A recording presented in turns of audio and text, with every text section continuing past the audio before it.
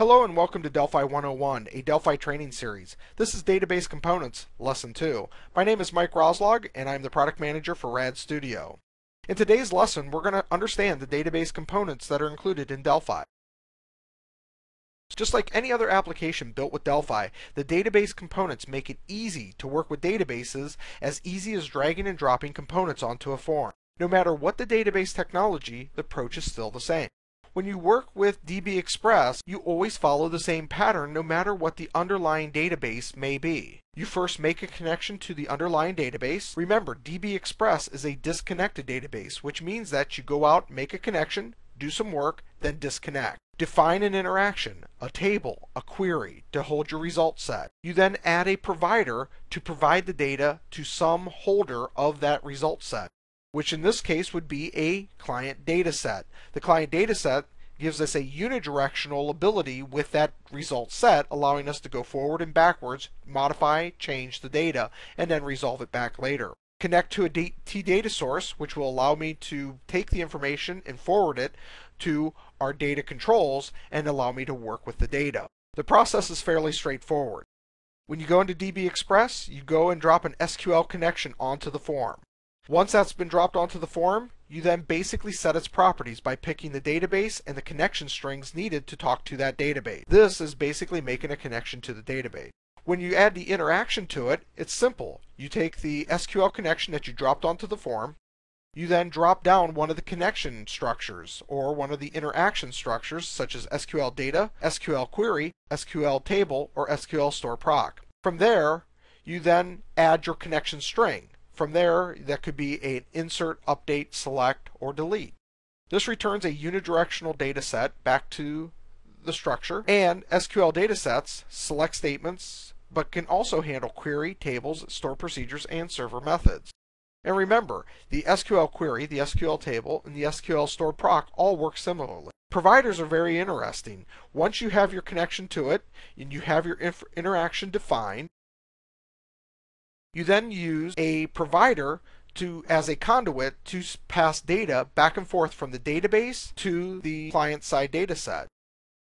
So providers provides data to a data set that can be resolved then to the data set or to its underlying database server. It works in conjunction with T-client data sets, and the provider passes data sets to the client data set. Providers also receive data from the client data set to go back to the backend database, and the provider applies those updates to the database or the underlying source data structure. When you look at T-client data sets to the structure, what this does is basically hold the information inside of a unidirectional format. This allows it to be represented on disk and be disconnected. It also allows the source to be a separate system, so I can actually disconnect and use it as a caching mechanism in a multi-tier database application. It can also stand alone and work fully functional as a standalone database itself. And it represents an in-memory data set, so it allows me to navigate my data forward and backwards, make changes, and then apply those changes back to a data set.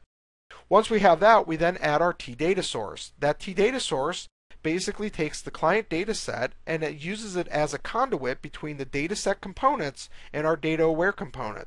This allows me to display the data, allows me to navigate through the data both forward and backward, and also allows me to edit the data.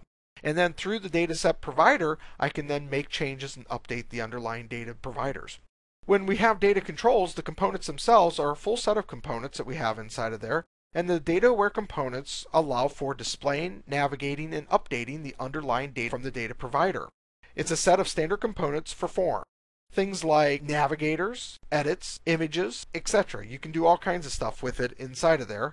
And remember, there are both commercial and open source components that are available for extension. So in summary, the Delphi brings a strong database development solution, a simple database layer that's easy to connect to almost any database. It communicates through a data access layer, allowing me to work in a disconnected mode, which means that I connect to the database, do some work, and then disconnect. It exposes information through a set of data-aware components, And then I can use a simple drag and drop development for all of my database access. A complete set of data-aware components are included with Delphi, but also additionally there are components available either through open source or through commercial vendors. With that, I thank you, and let's go in and take a look at a really quick example of building a database application with Delphi. I'm in Delphi now, so I'm going to say File, New, VCL Application, and we will kick off an application here. To shorten the timeline to do this, I'm going to go into my Data Explorer, as I mentioned in the presentation, and I'm going to drag a connection to that. I'm going to use Firebird, and I'm going to drag my customer onto my form.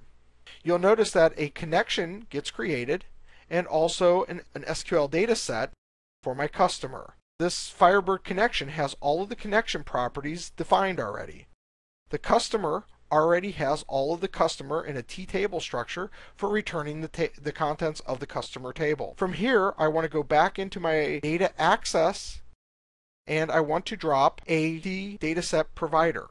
The dataset provider is going to connect to my customer. From there, I'm going to drop a T client dataset, and from there, I'm going to set its provider to my T provider. So what I've done is I've got a connection to the database that's going to work with the table customer, that's going to be provided to the client dataset through my dataset provider.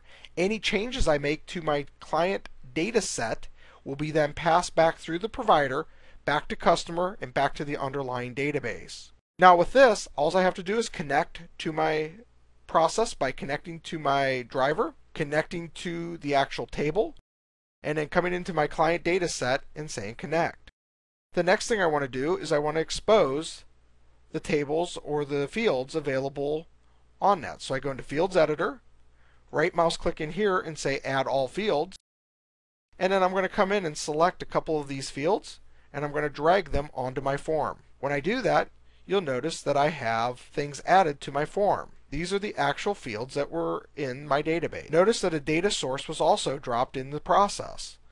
As I said, we have our connection to our table, which is then provided to our client dataset and then is exposed through the data source out to my data-aware components. Notice that since everything is already active, I have live data in my structure. The last thing I want to do is add a data control to this so I can navigate to and from. So I drop a navigator on here, and then I'm going to drop or connect that navigator to the data source. Now that I have that, the connection has been made. I can now go ahead and run this application inside of Delphi, and I have now just created a live two-tier database application with Delphi in a very short amount of time. Go. Hopefully this has been informative. I thank you for listening. Have a great day. Bye-bye.